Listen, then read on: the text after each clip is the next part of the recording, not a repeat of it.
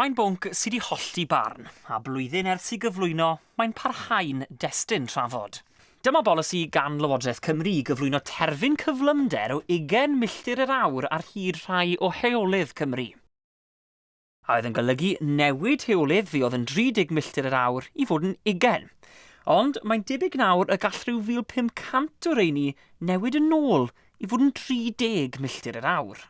Ond y trafod, gyda rhain cytuno ac anghytuno,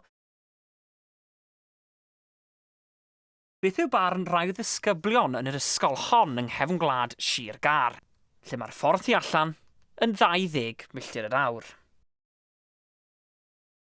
Fi'n meddwl oedd wedi helpu achos y pobl sy'n gyrru'r car nawr yn tynnu mwy sylw at y pentref a pobl yn croesi'r hewl.